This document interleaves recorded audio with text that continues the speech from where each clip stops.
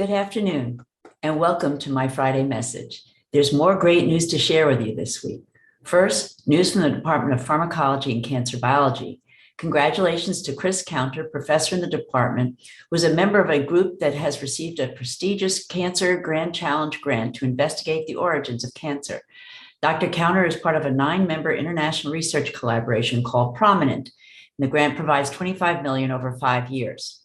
Congratulations also to Assistant Professor Laura Wingler, who was named a 2022 Pew Scholar in the Biomedical Sciences. The award provides 4 years of funding to early career scientists to explore some of the most pressing questions in health and medicine. Dr. Wingler is one of 22 scholars to receive the award this year. Let me also congratulate our 2022 recipients of the School of Medicine's Michelle P. Winn Inclusive Excellence Award. Each year, the Winn Awards are presented to individuals from across the School of Medicine who have exemplified excellence, innovation, and leadership through helping to create a more diverse and inclusive environment. The recipients of this year's Winn Inclusive Awards are Doctor of Physical Therapy student Amanda Clark, Administrative Manager Christy McCrae, medical student Sonali Biwas, and Associate Professor of Neurology Andrew Spector. This award honors the legacy of Dr. Winn, who inspired us all to be advocates for a more equitable, diverse, and inclusive institution and world. And finally, congratulations to our 2022 graduates of the Duke Clinical Leadership Program. I had the honor of hearing the team's presentations yesterday, each team taking on one of our more complex health challenges. Their work was stellar. As they navigated the complexities of our organization to come up with recommendations, each exhibited extraordinary teamwork, innovation, broad skill sets, perseverance, and passion, not to mention actionable recommendations. A reminder that our people are what make us great.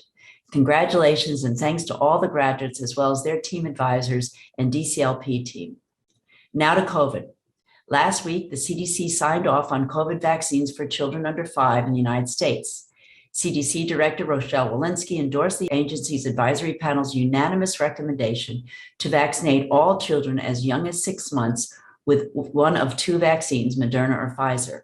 Shipment of the pediatric vaccines began last Friday following the authorization by the FDA, which found both vaccines to be safe and effective.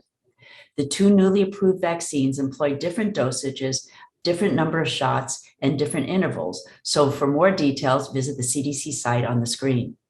This is great news that we've all been waiting for many months. I encourage all parents to take advantage of these vaccines to protect our youngest children. Turning to testing, there have been a number of questions raised recently regarding the performance of home COVID kits.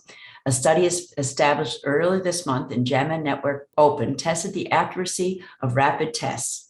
The research chronicled the testing of Stanford University athletes returning back to campus in January. This was when Omicron was circulating. More than 700 of the students took rapid COVID tests. Those who tested negative were also given a PCR test, as were many of the athletes who also tested antigen positive. The PCR test is considered the gold standard. The results showed that the rapid test detected 63% of PCR positive cases, which means 37% of the athletes who had COVID were not detected by the rapid test. The accuracy of the rapid test varied depending on whether the infected athletes had symptoms. The test detected 78% of symptomatic cases, but only 39% of the asymptomatic cases. Those who tested positive in both had higher viral loads compared to those who were antigen negative but PCR positive. Only one antigen positive case was a false positive, giving a specificity of 99.8%. There are a number of reasons why there are false negatives with the rapid test. The better performance in those that are symptomatic is consistent with the viral load data. Test performance is better in the presence of high viral loads.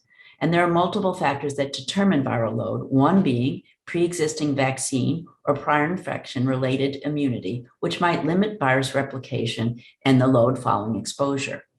A corollary of these findings is that those who test negative on a rapid test but are ultimately PCR positive are less likely to be infectious than those who are antigen positive, although this remains to be definitively demonstrated.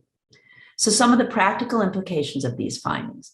If you're antigen positive, you are infected and do not need PCR test to confirm. If you're an antigen negative, but have had a significant exposure or have mild symptoms, you very well may be positive. And while you may be less infectious for a period of time, follow-up testing and precautions such as masking and distancing should be done, particularly for those at risk. And if you continue to experience symptoms with a negative antigen test, you should get tested using the PCR test, especially if you're immunocompromised. There are a number of anecdotal reports, particularly from fully vaccinated individuals, that have symptoms, known exposure, and never test positive by either test. While this could be due to a robust immune response that prevents virus replication to levels that are detectable, there are a number of other respiratory viruses that circulate throughout the year. So like all things with COVID, we continue to learn more, which raises more questions. And I will continue to share with you new information as it becomes available. As always, thanks to everyone for all that you do, and have a great weekend.